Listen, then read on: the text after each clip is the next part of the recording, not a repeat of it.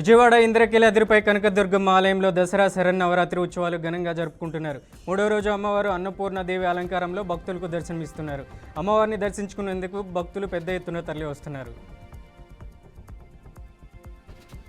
కాకినాడ జిల్లా ప్రతిపాడు నియోజకవర్గం ప్రతిపాడు మెయిన్ రోడ్లోని సురేష్ జ్యువెలరీ అండ్ బ్యాంకర్ షాప్లో గుర్తు తెలియని దొంగలు షట్టర్ బదులు కొట్టి చోరీ చేశారు. దొంగలు సుమారు 15 కేజీల వెండి ఆభరణాలు అపహరించినట్లు సమాచారం. సంఘటనా స్థలానికి చేరుకున్న ఎస్ఐ లక్ష్మీకాంతం కేసు వివరాలు సేకరిస్తున్నారు. విచారణలో భాగంగా క్లూస్ టీం డాగ్ స్క్వాడ్ కూడా రంగంలోకి దిగాయి. పూర్తి వివరాలు ఇంకా వెలుగులోకి రావాల్సి ఉంది.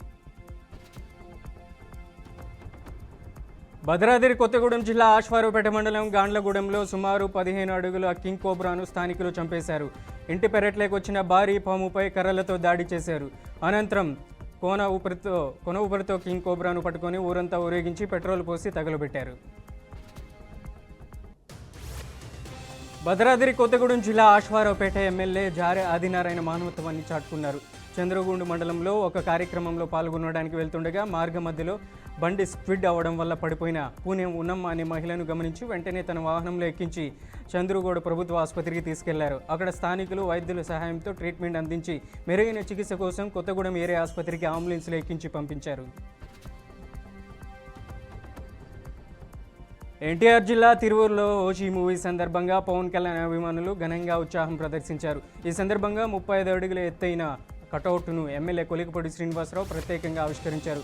ఈ కార్యక్రమంలో అభిమానులు డప్పులు, బాణసంచా నినాదాలతో పట్టణాన్ని ఉత్సాహభరితంగా మార్చి పవన్ కళ్యాణ్ గారి సినిమాను పెద్ద అంచనాలు వ్యక్తం చేస్తున్నారు. కరీంనగర్ జిల్లా హుజురాబాద్లోని విద్యానగర్లో అగ్ని ప్రమాదం జరిగింది. మల్లికార్జున సూపర్ మార్కెట్ యజమాని సంతోష్ ఇంటి వద్ద పార్క్ చేసిన కారులో అకస్మాత్తుగా మంటలు చెలరేగాయి. మంటలు పెరిగిపోవడంతో ఫైర్ సిబ్బందికి సమాచారం అందించారు. ఘటనా స్థలానికి చేరుకున్న ఫైర్ ఇంజిన్ మంటలను అదుపు చేశారు. కారుతో పాటు లిఫ్ట్, ఫర్నిచర్, టైల్స్ దగ్గమైనట్లు యజమాని సంతోష్ తెలిపారు. నెల్లూరు జిల్లా కందుకూరులో దారుణ ఘటన చోటు చేసుకుంది. దసరా పండుగకు కొందరు ట్రాన్స్జెండర్లు ఓ ప్రైవేట్ ఆసుపత్రిలో పనిచేస్తున్న నర్సుపై దాడి చేశారు. సీసీటీవీ ఫుటేజ్ బయటపడడంతో సంఘటన వెలుగులోకి వచ్చింది. మద్యం మత్తులో నర్సును అసభ్యంగా ప్రవర్తించి దాడి చేసినట్లు ఆసుపత్రి సిబ్బంది తెలిపారు. ఈ ఘటనపై ఆసుపత్రి యాజమాన్యం పోలీసులకు ఫిర్యాదు చేసి కేసు నమోదు చేసి దర్యాప్తు ప్రారంభించారు. తెలంగాణ సిఐడి బెట్టింగ్ యాప్స్ కేసులో కీలక ఆపరేషన్ నిర్వహించింది. గుజరాత్, రాజస్థాన్, పంజాబ్ రాష్ట్రాల్లోని 6 ప్రాంతాల్లో సోదాలు చేపట్టి 8 మందిని అరెస్ట్ చేసింది. అధికారులు తెలిపినట్లుగా వీరంతా 6 బెట్టింగ్ యాప్లను నిర్వహిస్తున్నట్లు గుర్తించబడ్డారు.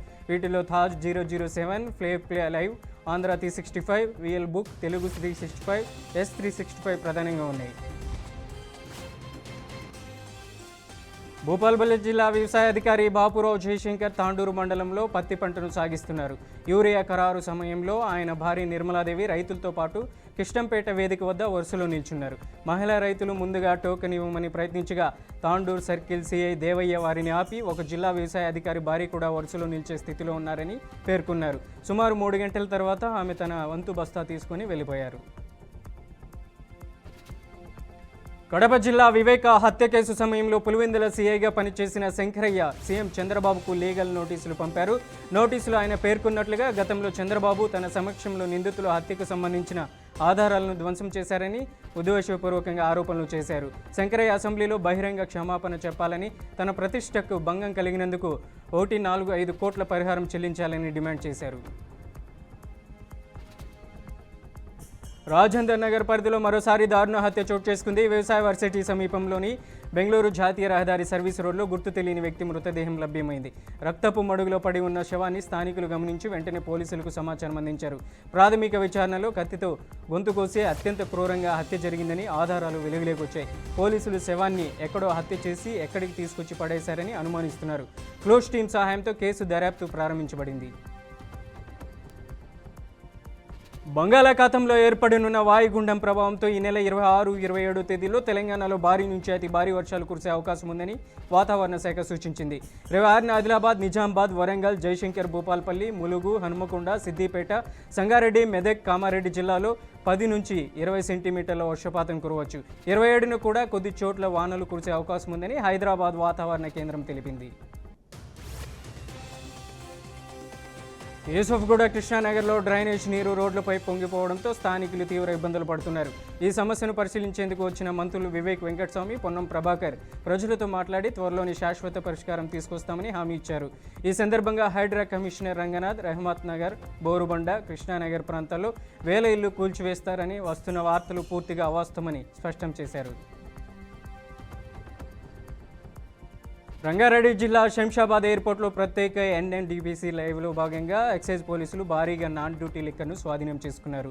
ఢిల్లీ, హర్యానా, గోవా ప్రాంతాల నుండి హైదరాబాద్కు వచ్చిన 4 విమానాల్లో ప్రయాణికులు అక్రమంగా తరలిస్తున్న 235 లిక్కర్ బాటిళ్లను పట్టుకున్నారు. వీటి అంచనా విలువ సుమారు 5 లక్షలుగా ఉంటుందని అధికారులు తెలిపారు. అక్రమ రవాణాపై కఠిన చర్యలు తప్పవని Shamshabad assistant excise superintendent Srinivas Reddy హెచ్చరించారు.